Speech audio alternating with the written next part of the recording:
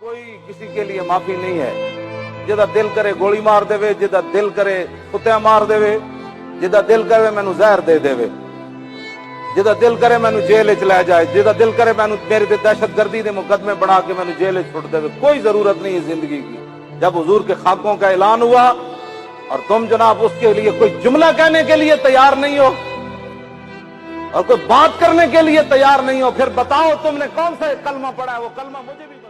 बिस्मिल्लाहिर्रहमानिर्रहीम, अस्सलामु अलैकुम and welcome to Tell You TV. दोस्तों, आज की इस वीडियो में मैं हज़रत अल्लामा खादिम हुसैन रिजवी रहमतुल्लाह अलैह के बारे में बात करूंगा, जो कि सच्चे आशिक़े रसूल थे। दोस्तों, खादिम हुसैन रिजवी साहब सन 1966 में पंजाब के एक ज़िले अटक में पैदा हुए। खादिम हुसैन रिजवी साहब लाहौर की मक्की मस्जिद में जुमे का खिताब दिया करते थे। आप हाफिजुल कुरान और शेखुल हदीस भी थे।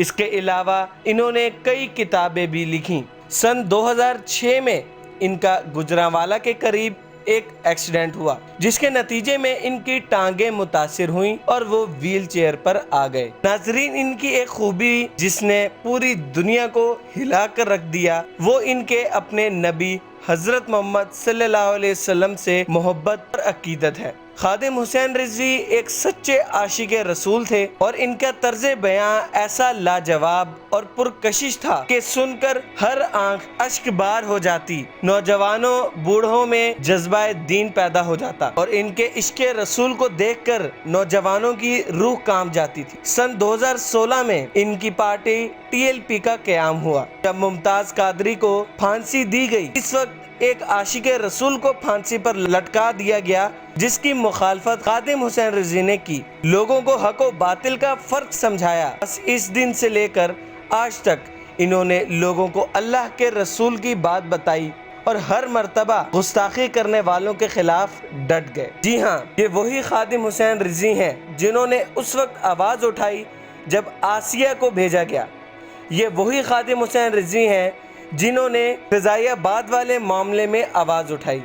ये वो आशिक़े रसूल हैं और सच्चे आशिक़े रसूल हैं जिन्होंने गुस्ताखाना खाकों की मुखालफत सरेआम डट कर की, और बेशक वो बहादुर और जिंदा दिल शख्सियत के मालिक थे। खादिम हुसैन रिजवी साहब ने हमारी नौजवान नस्ल को दोबारा अल्लामा इकबाल की तालीमात से रोशनास किया। वो अल्लामा इकबाल के भी हाफिज थे। इनका कोई बयान भी इकबाल के शेर से खाली नहीं। इनको अल्लामा इकबाल से बेपनाह मोहब्बत थी। इस बात में कोई शक नहीं कि खादिम हुसैन रिजवी साहब जैसे लोग सदियों में पैदा होते हैं। इनका पैगाम हमेशा जिंदा रहेगा इंशाअल्लाह। इंशाअल्लाह अल्लाह ताला इनको जन्नतुल फिरदौस में जगह अता फरमाए और इनके दर्जात बुलंद फरमाए, आमीन। दोस्तों, चंद झलकियां एक सच्चे आशिक़े रसूल के नमाज जनाजा की देखिए। दोस्तों, देखें और सोचें कि इस नौजवान नस्ल को, इन लोगों को अगर तकलीफ पहुंचाई जाएगी या इनके नबी के खिलाफ कोई बात की जाएगी तो ये कौम डरने वालों में से नहीं है। दोस्तों, ये जितने भी लोग आप देख रहे हैं, ये तमाम लोग पूरी दुनिया का डट कर मुकाबला करेंगे कि ये अपने नबी की इज़्ज़त के लिए, इन्हें अपने जान और माल की परवाह नहीं है। ये लोग कुछ भी कर सकते हैं अपने नबी की इज़्ज़त के लिए, इस्लाम के लिए और दीन के लिए। दुआओं में याद रखें। हसनैन अली को दें इजाज़त। अपना बहुत बहुत ख्याल रखें। अल्लाह हाफिज़।